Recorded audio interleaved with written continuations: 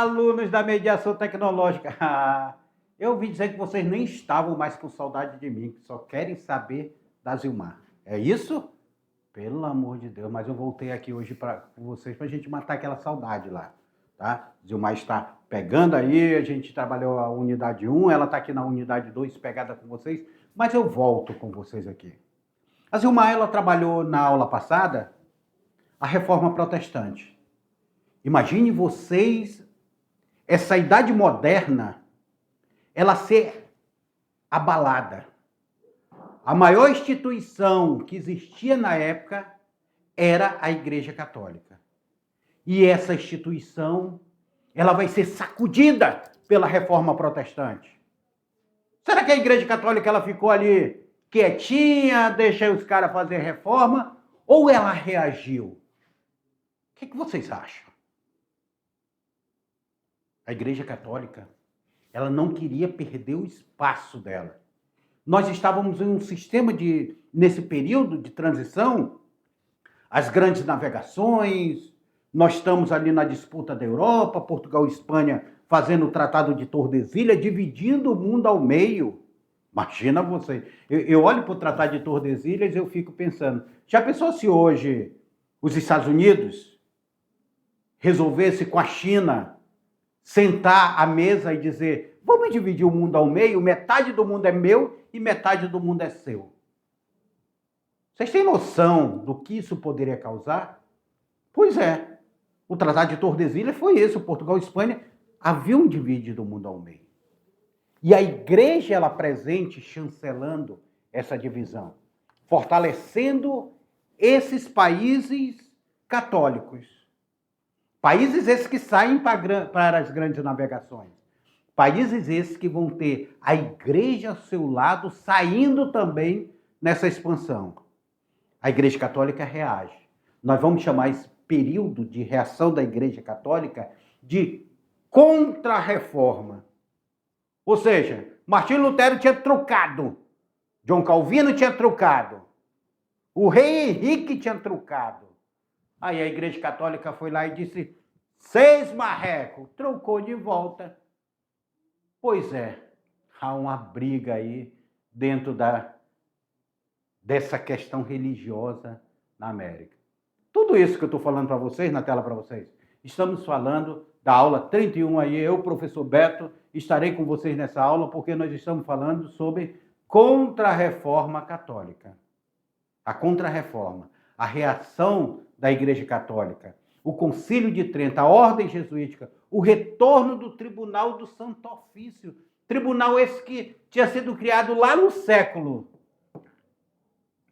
XIII, espera aí, aqui, vamos colocar aqui 13, tinha sido criado lá no século XIII, espera aí, 10, 1, 2, 3, século XIII, assim, melhor assim, século XIII, e agora estava retornando.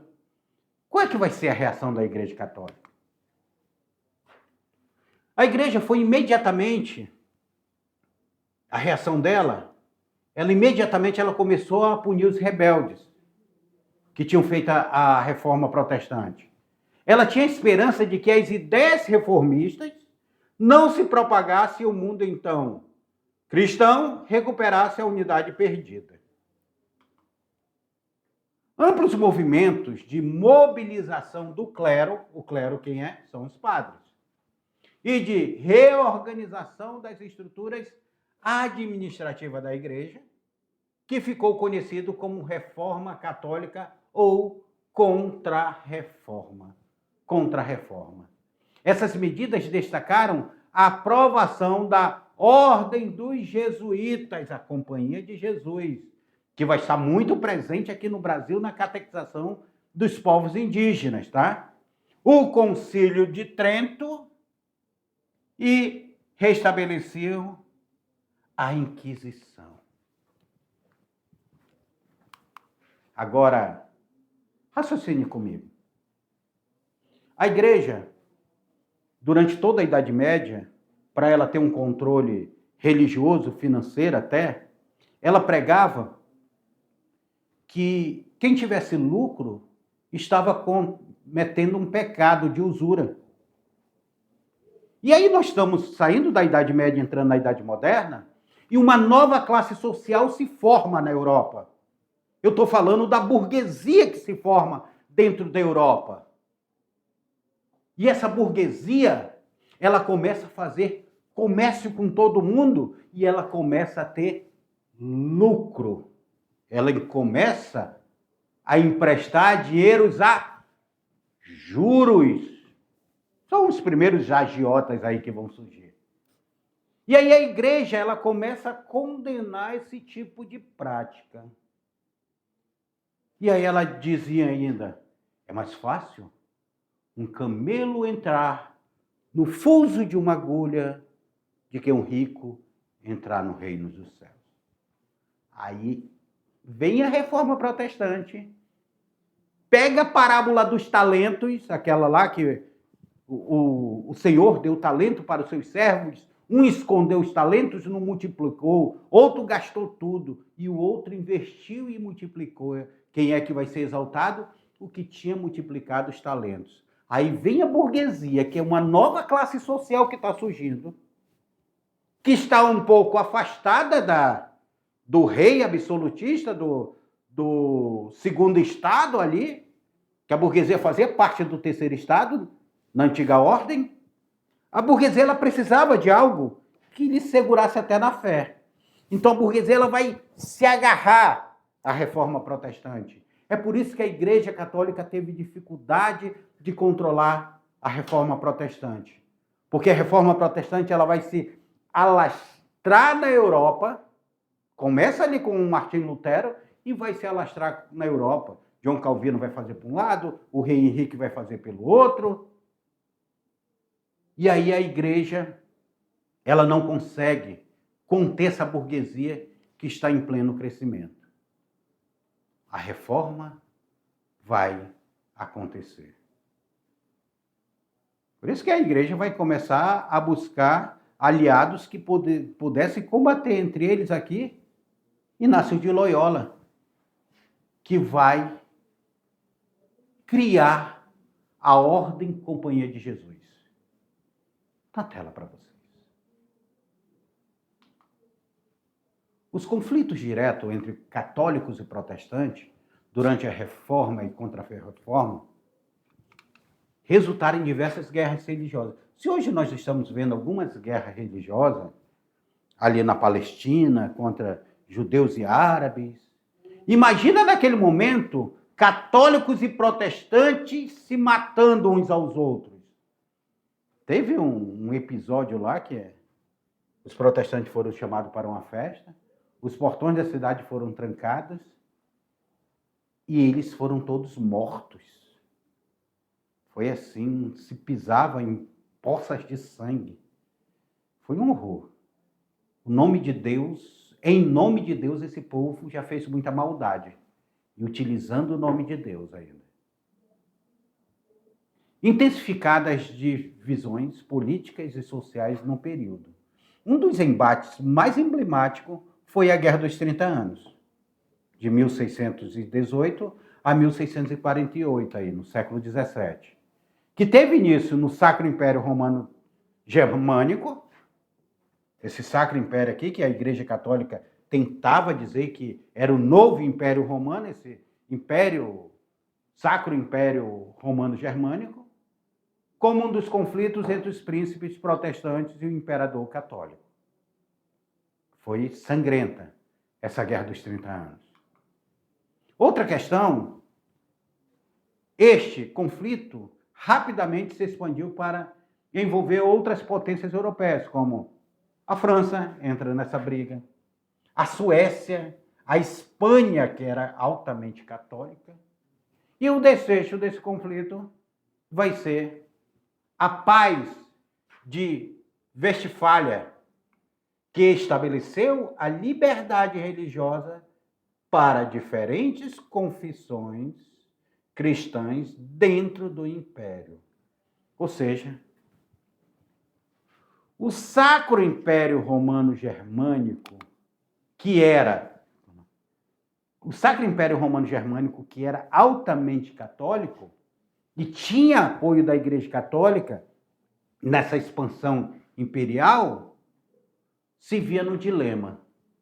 Eu vou continuar uma guerra, eu vou brigar até todos morrerem, ou eu vou fazer algumas permissões.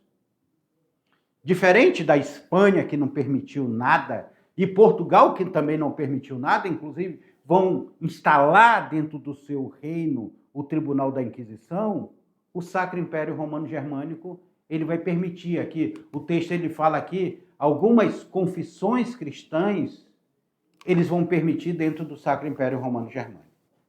Então começa a ter uma paz. Hoje não, hoje nós vemos católicos e protestantes caminharem juntos, trabalharem juntos, desenvolverem projetos juntos. Agora eu, professor de geografia, o professor Carlos, que vocês vão ter aula de geografia, a gente estava fazendo um projeto junto ali, Carlos protestante e eu católico. E a gente senta à mesa e conversa. Imagina se fosse isso lá no século XVII. Meu Deus do céu. Católicos e protestantes se matavam. Só para vocês terem uma ideia, na Inglaterra,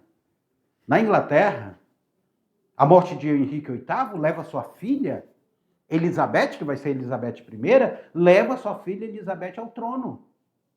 E lá tem uma briga. Volta a Igreja Católica ou fica a Igreja que foi criada lá, a Igreja Anglicana? Porque eles criam a Igreja Anglicana dentro da Inglaterra, dentro dessa estrutura. Os motivos que foram criados já foi discutido aí.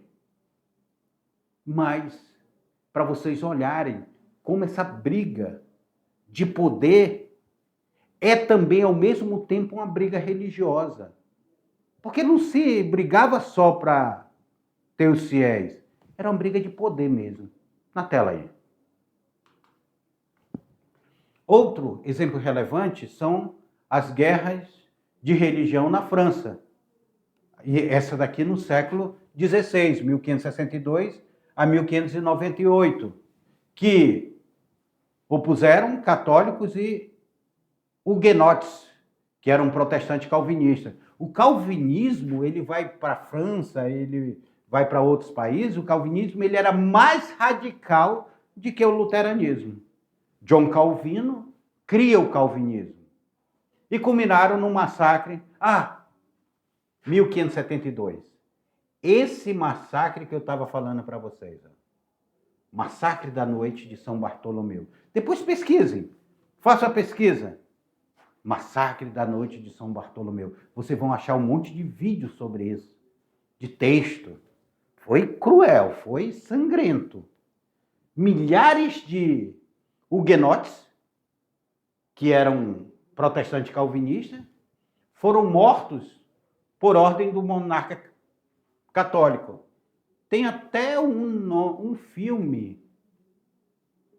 Tem um filme sobre esse episódio. Acho que é Massacre de São Bartolomeu, o nome desse filme, que fala sobre esse conflito.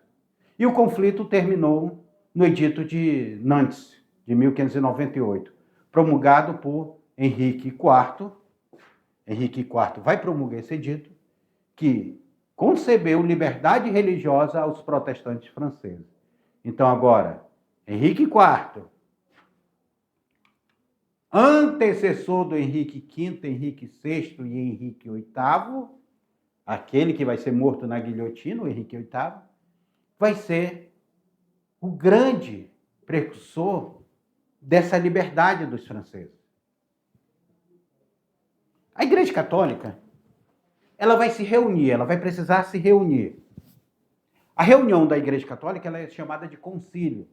Tivemos o Concílio de Nicéia, os mais famosos aqui, Concílio de Nicéia e o Concílio de Trento aqui.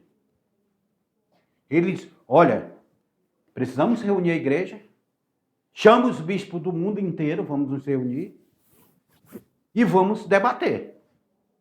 Vamos debater porque nós precisamos tomar medidas para conter esse avanço do protestante. Vamos ficar numa guerra? Como é que nós vamos agir? Nós precisamos que as pessoas se tornem católicas. É por isso que as missões jesuíticas saem, chegam aqui no Brasil, catequizam os povos indígenas para eles se tornarem católicos. Vocês sabiam disso, que o processo de colonização do Brasil e a catequese do Brasil fazia parte dessa briga religiosa entre católicos e protestantes? É. E aí eles vão fazer o Concílio de Trento. O que vai ser definido no Concílio de Trento? O que o Concílio de Trento chega na carta final do Concílio de Trento, o que eles decidem? É isso que nós vamos ver agora. Aí na tela para vocês. Olha o que eles decidem. 1545. O Papa Paulo III convocou o concílio, cujas reuniões foram realizadas na cidade de Trento, na Itália. Por isso que é chamado Concílio de Trento. Não é porque foi feito lá no antigo mercado Trento, aí do interior, não, tá? É porque foi lá em Trento, na Itália. O tal concílio apresentou medidas disciplinares eclesiásticas. Medidas disciplinares, ou seja, vamos colocar a regra aqui na coisa. Primeiro, eles definiram o que é salvação humana. Como é que se dá a salvação humana? Eles vão dizer, olha, a salvação humana, ela se dá pela fé. Vamos dizer que a salvação humana se dá pela fé e pelas boas obras humanas. Vocês sabem por que estão discutindo sobre essa questão de salvação? É porque o calvinismo ele vem com a teoria de que a salvação ela era uma coisa predestinada, você já vinha predestinado, dependia de você. O calvinismo ele traz isso, sabia disso? Essa predestinação. Já o luteranismo não, ele dizia, era pela fé. E aí o Concílio de Trento disse, não. Para nós da Igreja Católica, nós acreditamos que a salvação se dá pela fé e pelas boas obras. Olha ali, ó. Fé e boas obras humanas aqui. Ó. Boas obras humanas. O concílio, ele coloca aqui, ó. Temos que ter fé, mas boas obras humanas. Então, eles se reúnem ali, eles definem aqui. Não é só isso que eles vão definir, não. Mas vocês já pararam para pensar que o que nós consideramos pecado, o que nós consideramos fé, o que nós consideramos salvação, muitas vezes não está nem na Bíblia. Foi trazido por nós, por um desses concílios que foram colocados. Por quê? Porque eu quero lembrar vocês que os protestantes que vão fazer a reforma protestante também são frutos da Igreja Católica. Eles eram monges, padres da Igreja Católica. Martinho Lutero era da Igreja Católica. John Calvino era da Igreja Católica. E eles vão apenas fazer uma adaptação para fazer a reforma protestante. Então, muita coisa que nós acreditamos, que existe inferno, que existe purgatório ou não existe purgatório, que existe salvação é por isso, por aquilo, por ali, que isso é pecado, isso daqui já não é pecado e tal. Foi algo que foi trazido para nós por esses concílios. Regras estabelecidas por esses concílios. A própria Bíblia, ela é uma reunião de livros que foi dentro desses concílios que eles decidiram quais livros iriam ser colocados na Bíblia e quais seriam tirados. Na tela. Fonte de fé. O dogma religioso tem como fonte a Bíblia. Caderno, cabendo à igreja dar a interpretação correta. Então, só quem poderia dar interpretação para a Bíblia seria a igreja. Já Martinho Lutero pegou e propagou a igreja depois que ela foi... que a imprensa foi inventada, eles vão propagar a Bíblia, que vai ser o primeiro livro que vai ser impresso, e eles vão levar a Bíblia para um monte de gente fazer a interpretação Até hoje o povo faz interpretação da Bíblia de forma diferente, porque até hoje nasce igreja nova em tudo quanto é canto, em tudo quanto é esquina. Cada dia nasce um monte de igreja nova. O Papa reafirmava sua posição de sucessor de Pedro, a quem Jesus Cristo confiou a construção da igreja. O Papa, então, é sucessor de Pedro. Pedro, Simão, tu és Pedro, e dessa pedra edificarei a minha igreja, segundo as palavras bíblicas, e esse Pedro vai ser o primeiro Papa. A missa e a presença de Cristo. A igreja reafirmou que o ato de Eucaristia ocorria a presença real de Jesus Cristo no pão e no vinho. Vocês, dentro da igreja tem Vem cá comigo rapidinho. Dentro da igreja tem uma hora que eles fazem uma transmutação, que eles pegam a hóstia e pegam o vinho. A partir daquele momento, a hóstia deixa de ser hóstia e o vinho deixa de ser vinho e se transforma no corpo e o sangue de Cristo. Isso é dogma. O que são dogmas? São verdades inquestionáveis dentro da igreja. E isso depende da fé de cada um. Se eu sou católico, eu acredito nisso. Se eu não sou católico, eu não acredito nisso. E é livre de cada um não acreditar ou acreditar. Porque está dentro de determinadas religiões. Cada religião não tem uma regra diferente? Tem umas que é pecado cortar o cabelo.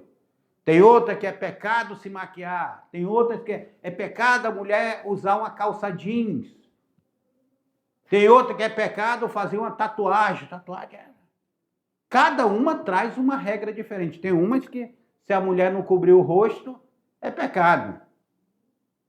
Então, cada uma trazendo regras diferentes. Cada um vai se formando.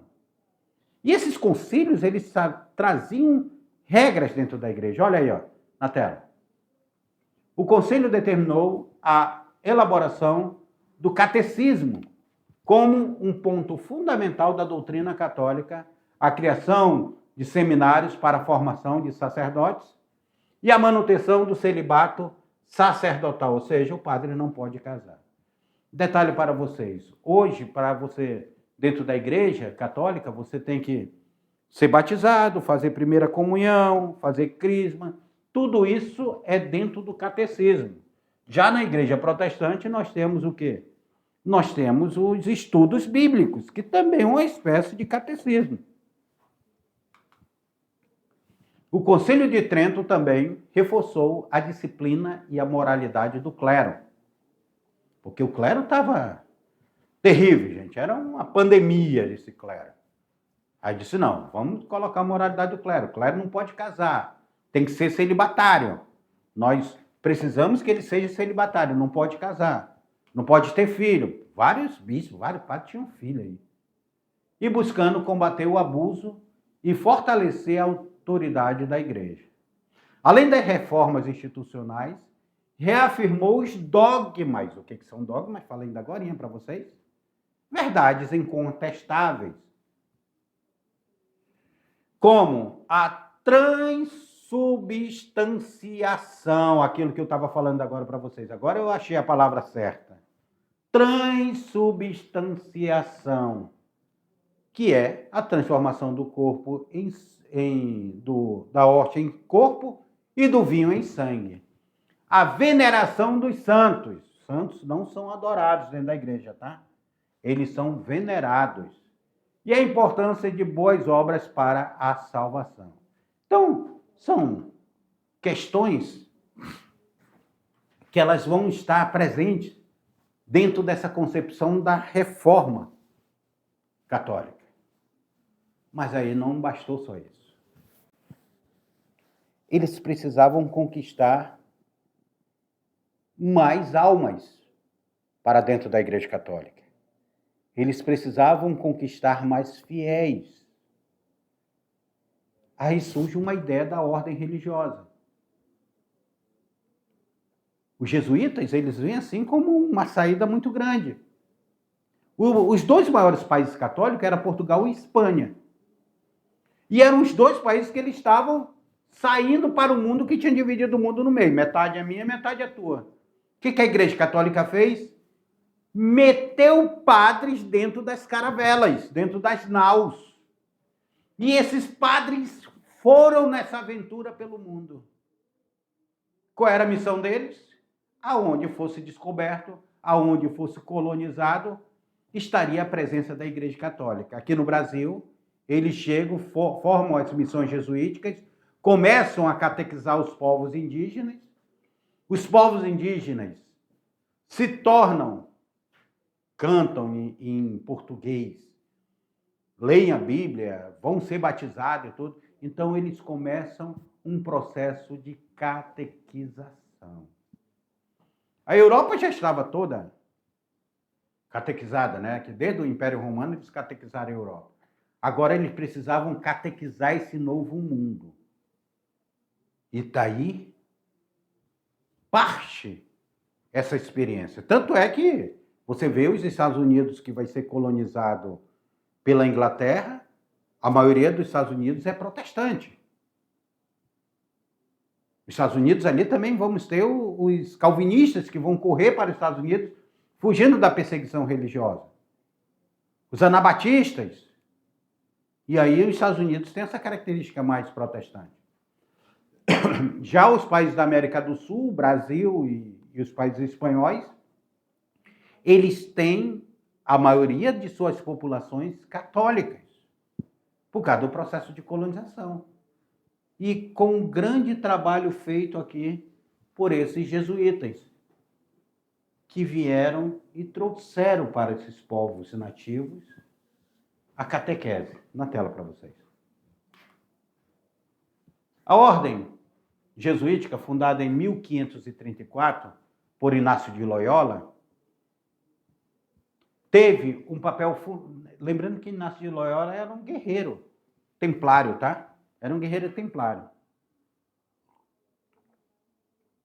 Teve um papel fundamental na implementação das decisões do Concílio de Trento, como forte disciplina e dedicação à educação e evangelização.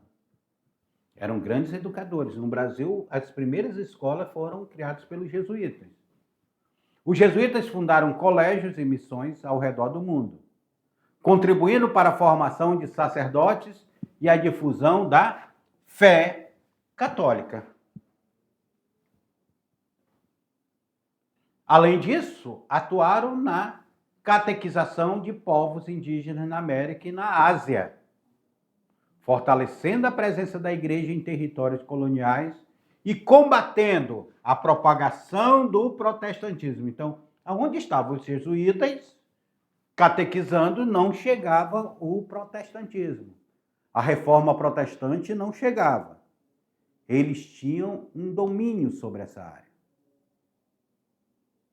Olha aí a ordem jesuítica, junto com os indígenas. 1540. O Papa Paulo III aprovou a criação da ordem jesuítica, ou conhecida também como Companhia de Jesus, fundada pelo militar espanhol Inácio de Loyola.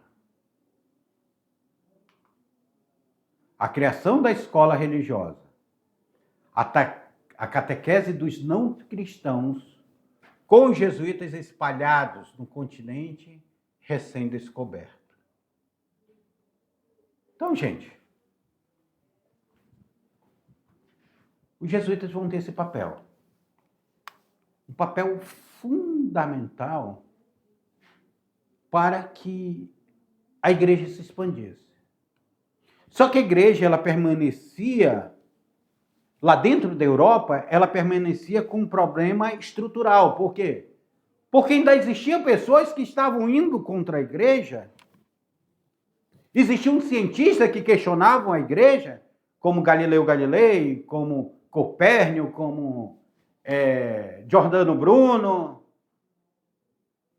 Como é que a igreja vai controlar essa expansão religiosa E essa expansão científica, que questionava a sua autoridade, que tinha tido uma autoridade de 1000 anos durante a Idade Média. 1000 anos de autoridade sendo questionada. Sabe o que eles fizeram? Olha aqui. Eles criaram ou retornou algo que eles tinham criado lá na Idade Média e tinham deixado meio que esquecido, que foi o Tribunal do Santo Ofício.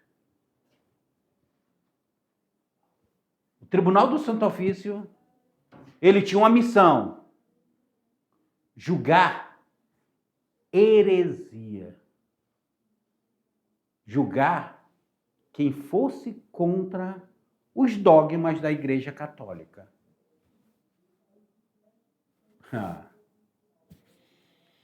Novamente, muitas pessoas voltaram a ser queimadas na fogueira. Muitas pessoas passaram a ser torturadas, consideradas bruxas, heréticos. Na tela para vocês.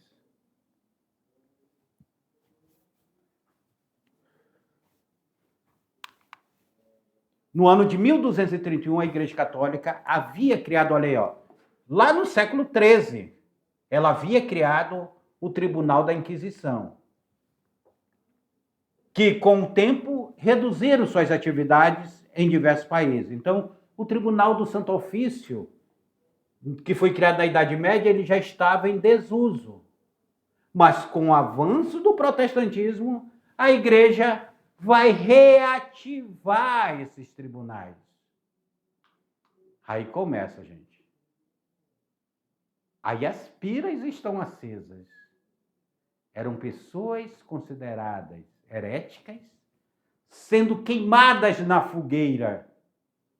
E esse retorno desse tribunal do Santo Ofício, chamado Inquisição, ou Inquisição, foi uma das principais estratégias da Igreja Católica na contra-reforma para conter o avanço do protestantismo e reafirmar sua autoridade. Pessoal, como é que vai se dar esse processo? Como é que se dá esse processo? A Igreja ela não vai permitir. Ela não vai permitir que a sua estrutura seja abalada. Vocês sabem o que é Inquisição? Pense aí. A palavra Inquisição. Já vamos pensando. Inquisição, Inquisição, Inquisição. Pensa aí. E aí, esse tribunal, ele se forma. Ele se consolida. Ele se fortalece. Ele combate a heresia. E esse tribunal, ele vai ser fundamental para barrar de uma determinada maneira o avanço tanto da ciência quanto da Igreja Católica. E eu acredito que quem mais sofreu isso com o tribunal foi a ciência. Porque quantas descobertas não foram barradas? Quantas descobertas não foram retardadas? Devido esse tribunal da Inquisição. Não aceitavam ideias diferentes da igreja. Não aceitavam a igreja ser questionada. A igreja, se ela dizia que a terra era plana, você não podia questionar a igreja. E as pessoas provavam que a terra não era plana. E aí a igreja tinha criar mecanismo para se defender. Um exemplo foi as grandes navegações. A igreja dizia que não existia vida abaixo da linha do Equador. Os portugueses foram navegar e ultrapassaram a linha do Equador. E diz que cobriram a África subsaariana, abaixo do deserto do Saara, essa África. A Igreja Católica correu para dizer, existe, mas são os descendentes de Cã, ou Canaã. lá de Noé, lá da Bíblia. Porque tem uma maldição lá na Bíblia. Noé amaldiçoou o próprio filho. Quando o Cã vê ele dançando nu na tenda, ele disse: maldito seja Cã. Você será amaldiçoado a ser escravo de seus irmãos. E aí, Portugal, com o apoio da Igreja Católica, vai começar a escravizar os descendentes de Cã. Porque eles acreditavam que os africanos eram descendentes de Cã. E a igreja vai chancelar a escravidão desses povos. Porque a igreja também estava caminhando junto com as navegações para a catequese. Então, essa imagem aí, olha aí, coloque na imagem aí. Essa imagem aí, ela é emblemática. Ela é emblemática. Ela mostra essas piras sendo acesas. Mas, eu vou falar nisso numa próxima aula. Porque essa daqui chegou ao fim.